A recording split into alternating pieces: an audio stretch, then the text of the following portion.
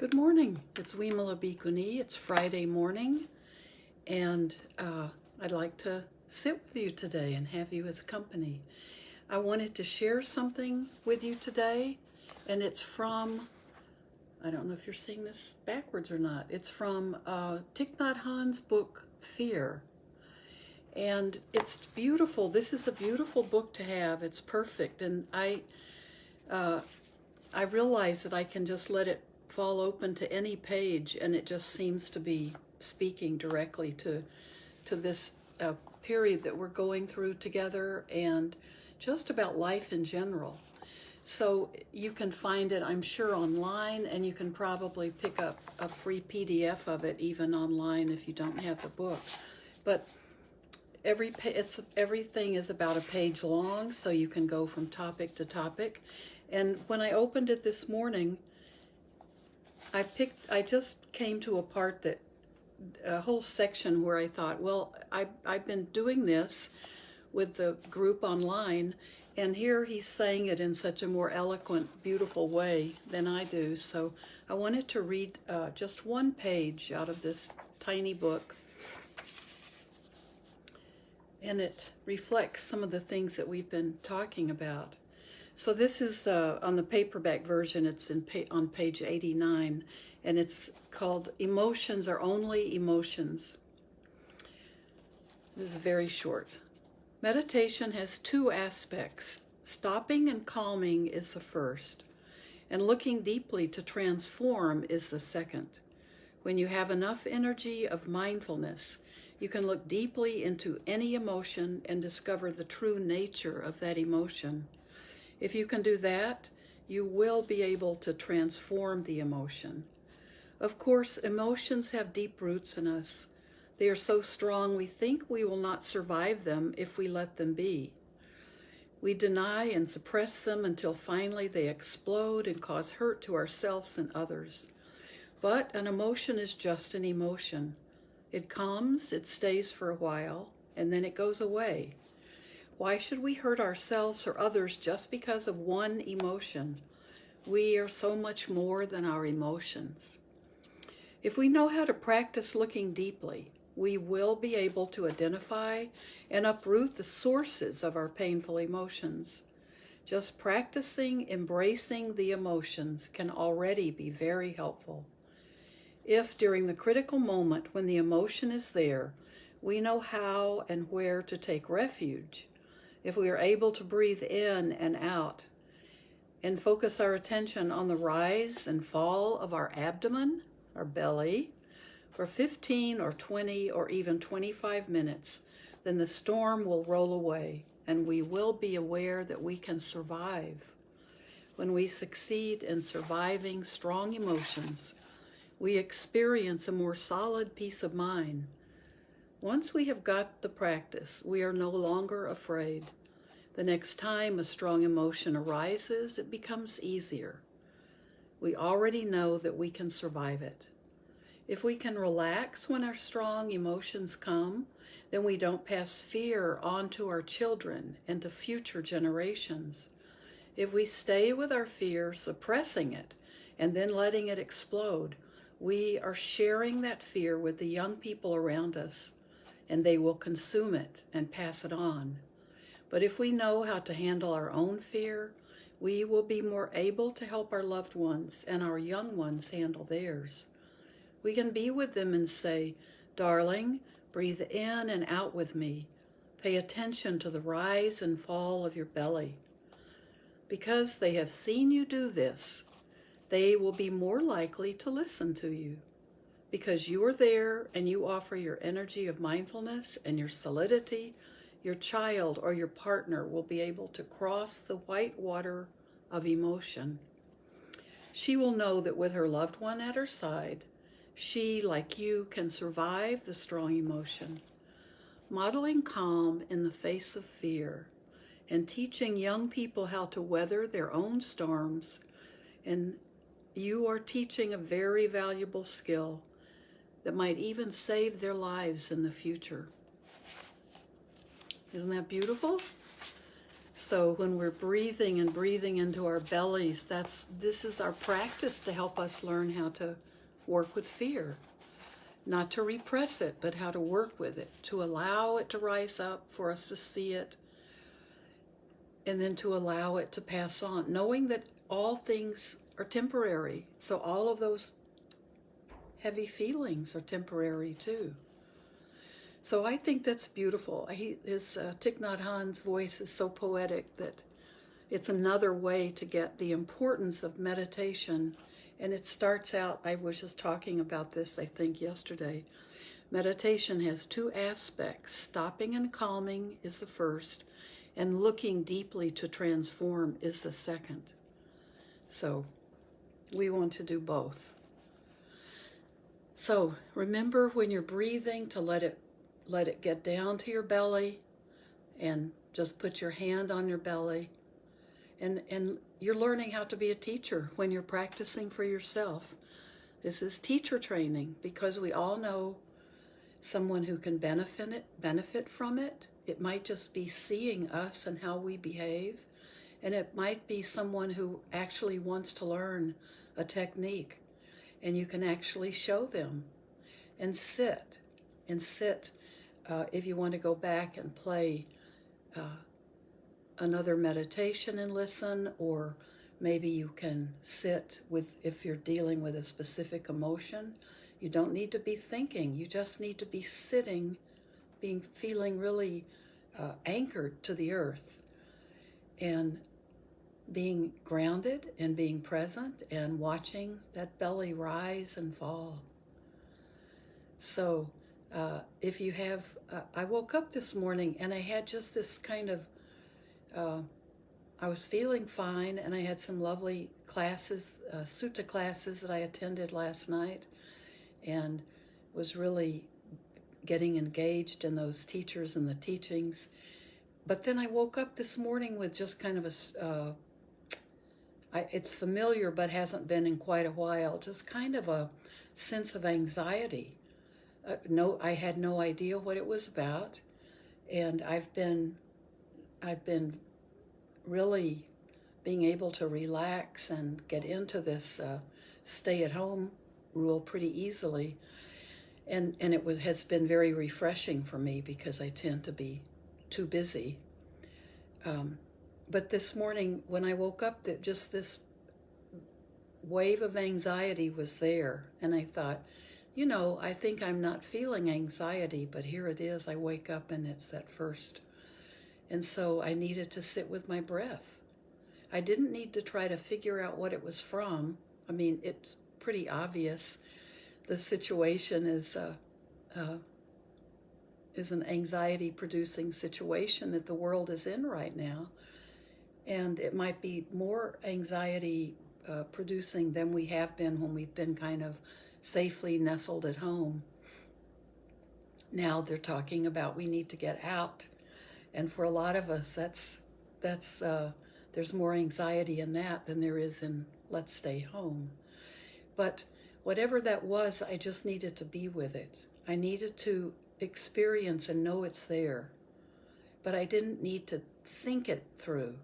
I needed to be with my breath.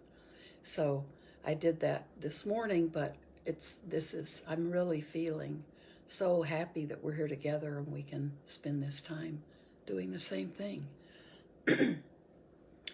So let's just settle into that, dealing with whatever emotions are that we're dealing with. Yours may be completely different, but especially if you feel there's something that you've been holding down or repressing, this could be a good time to begin to let that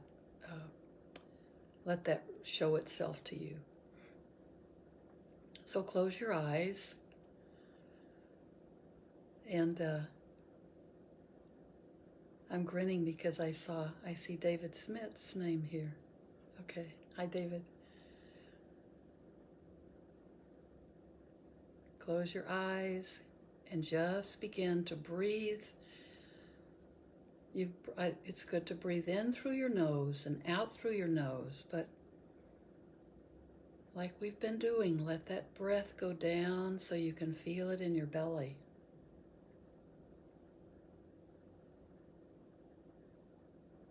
Feel the rise and fall of your belly.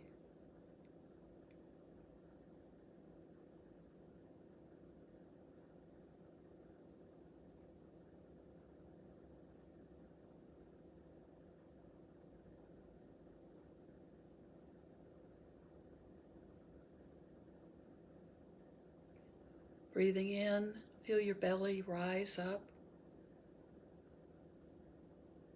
As you exhale, feel it contract a bit.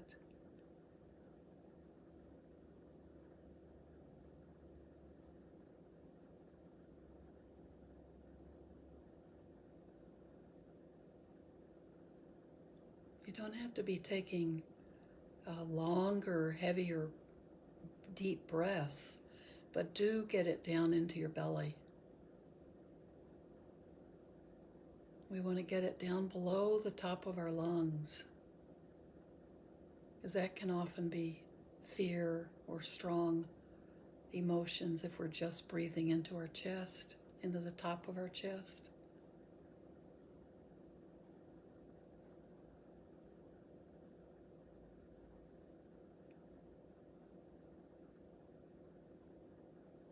Let it be a breath you can sustain. You don't want to hyperventilate. We're just learning to let that breath go down into our bellies. Get it down lower so we're working with that diaphragm.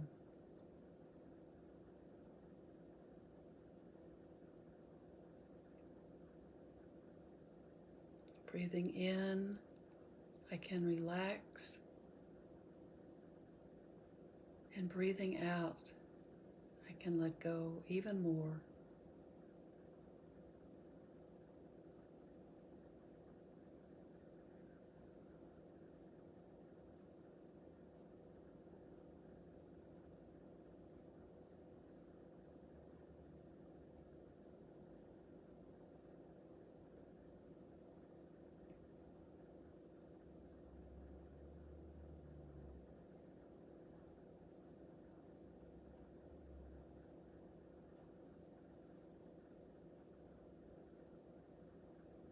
Keep your mindfulness, so be aware of what's going on. Be aware of thoughts coming into your mind. But we can let those thoughts go. Notice that they can just rise up on their own.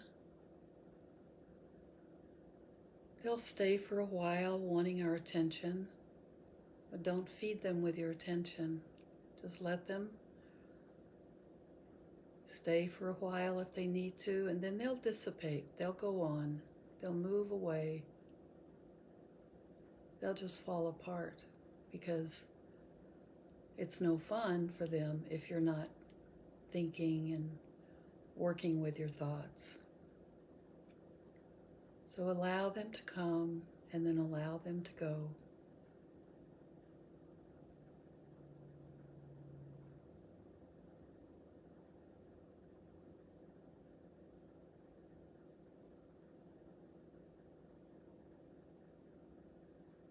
Let your awareness be on first becoming calm with your breath and feeling anchored to the earth.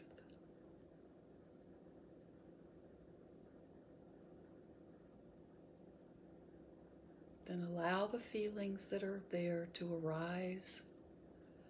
You don't need to create some feeling. Just let whatever is there arise. It might be a feeling of great joy, of peace.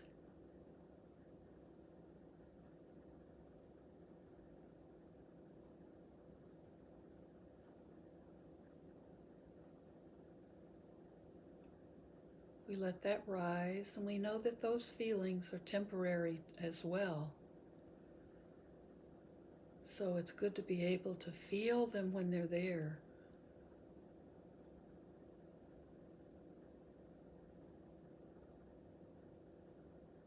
Don't cling on to them.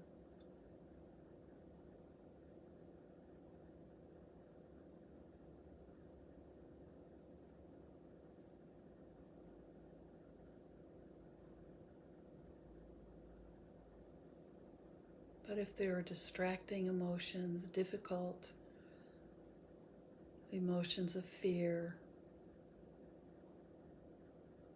if there's anger, frustration, allow those to be visible and allow them to be there as well. And let them rise if they need to. There's no need for us to act on them. If we can really see them and understand just what their nature is.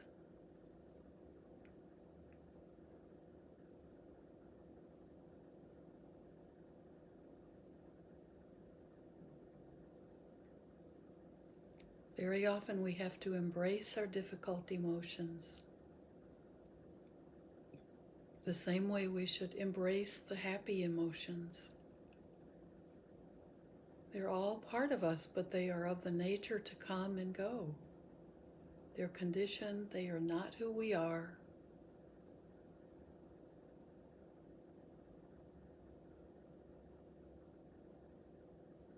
Our emotions come and go.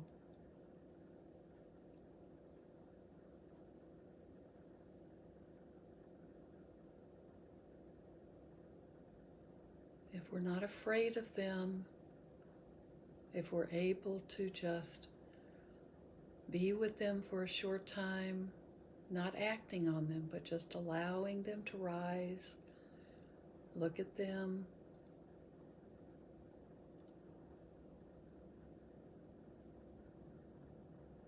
keep breathing.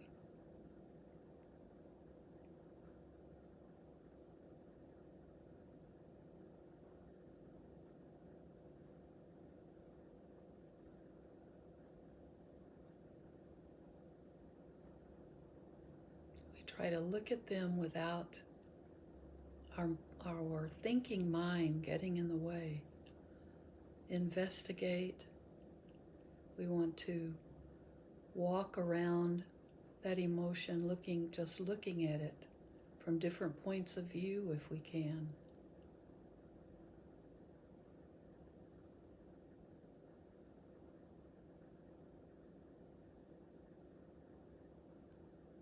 And it might be the right time to completely be able to let it go.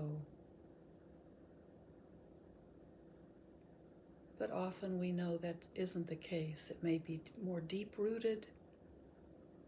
There may be some part of us that wants to hang on to it. It may define us. We may feel that this emotion gives us our energy. And those, of course, are delusion, but we've become attached to some of our deep-rooted emotional states.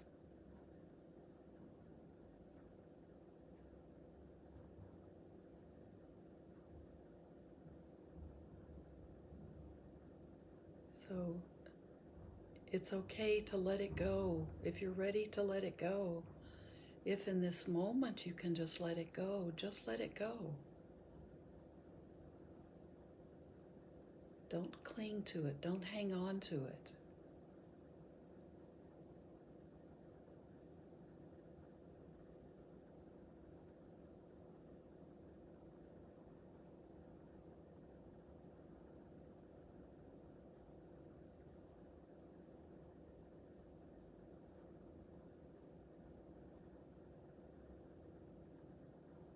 Chances are there'll be another difficult emotion to work with. The one you just let go of is not your last, but we're learning the process to deal with them as they arise.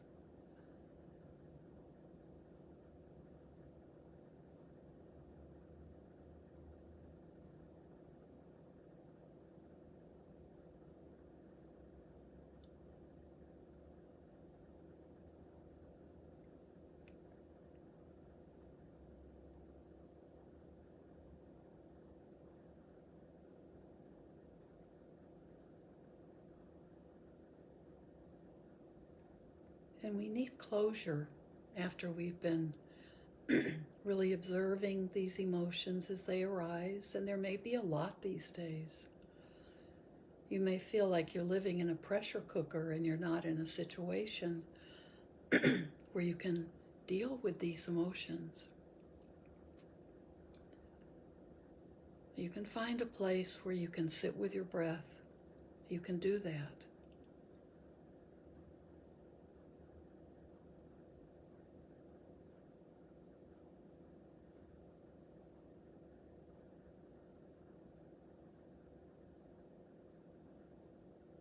So we come back at the end of this meditation and just allow ourselves to nurture yourself. You may have been working for a few minutes with something really difficult for you, difficult to even allow or allow yourself to look at it.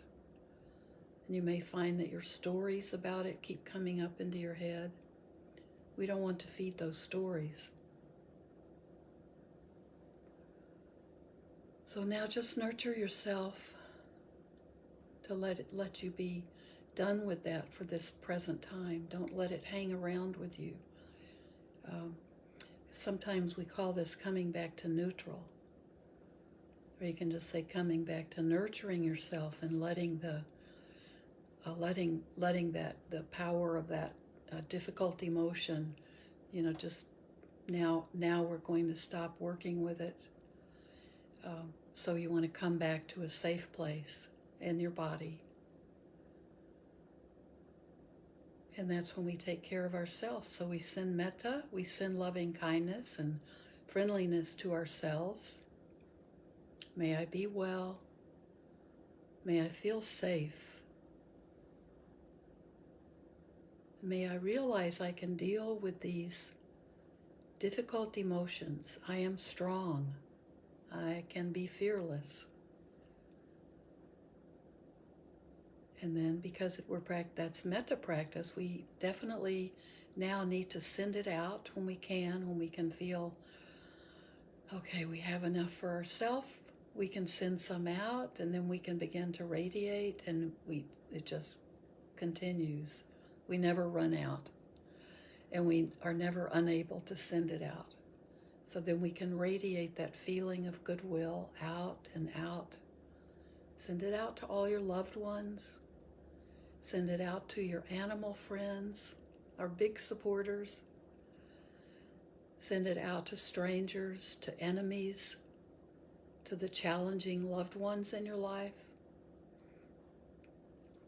Remember that metta is infinite. So once we begin to send it, radiate it out, we're radiating it out. It just becomes who we are, and it keeps going and going and going.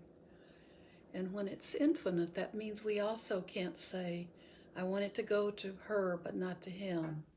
I want it to go to those people and not these people. We don't have that control when we really understand what we're doing. We can't pick and choose who we begin to send compassion to and metta to. And that's wonderful, isn't it? We'd all be tempted to use that superpower for evil instead of for good. So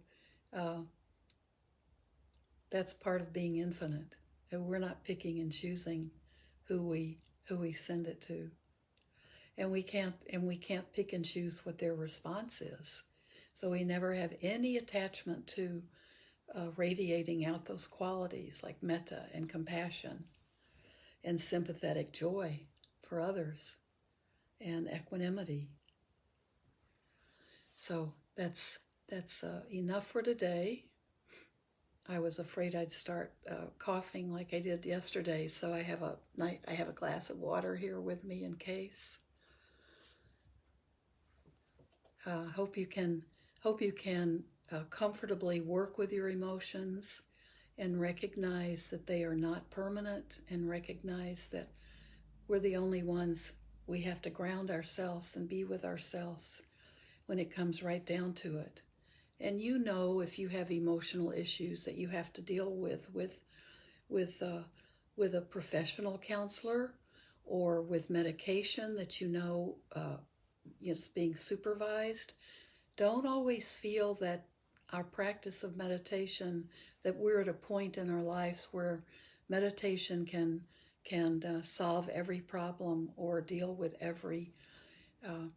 everything we're working with. Sometimes we need more help. We know that, and if you know that, I definitely, and the other monks at Blue Lotus, encourage you to get the help you need.